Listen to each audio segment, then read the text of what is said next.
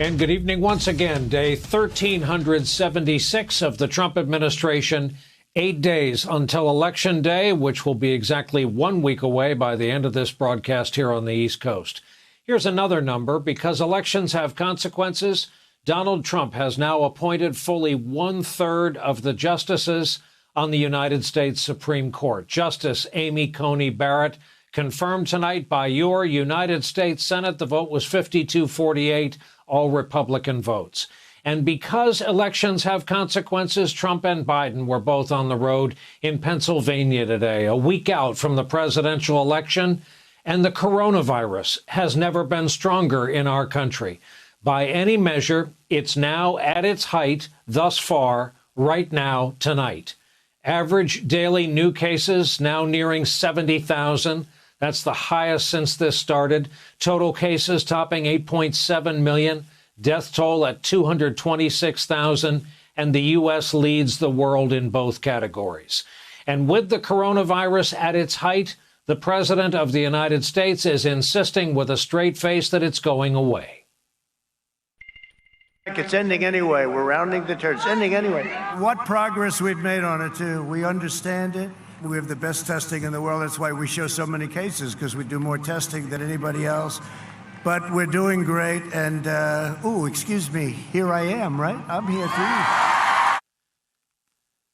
3 more packed rallies for the president today, even in light of new findings that his past rallies have led to spikes in the spread of coronavirus. Then there's Mike Pence. He's the head of the White House Coronavirus Task Force. He's still traveling and out on the trail as he was today, even though at least 5 aides, including his chief of staff and personal aide, have tested positive for the coronavirus.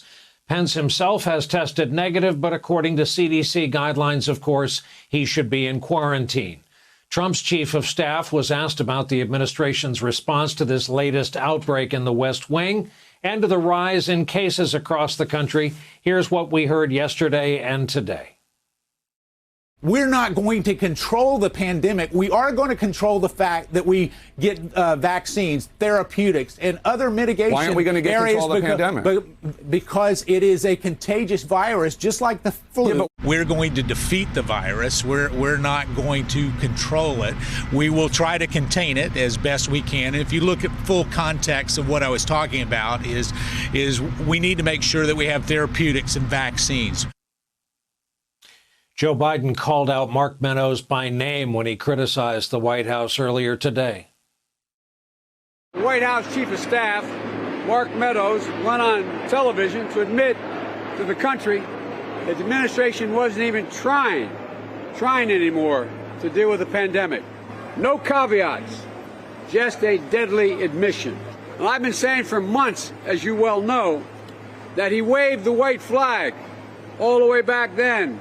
Some people said I was being harsh, that I was being unfair. The White House was coming right out now and admitting what I said months ago was absolutely true.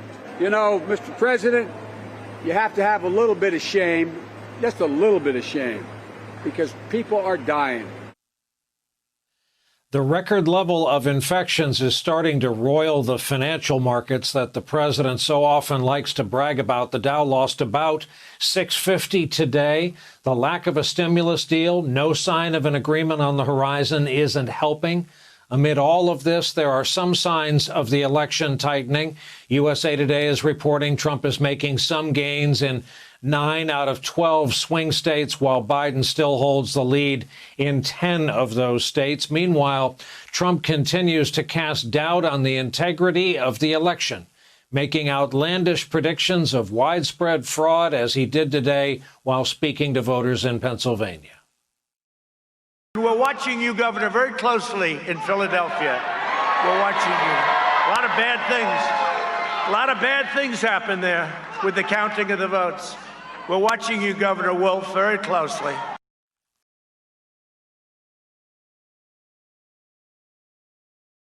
Hey there, I'm Chris Hayes from MSNBC. Thanks for watching MSNBC on YouTube. If you want to keep up to date with the videos we're putting out, you can click subscribe just below me or click over on this list to see lots of other great videos.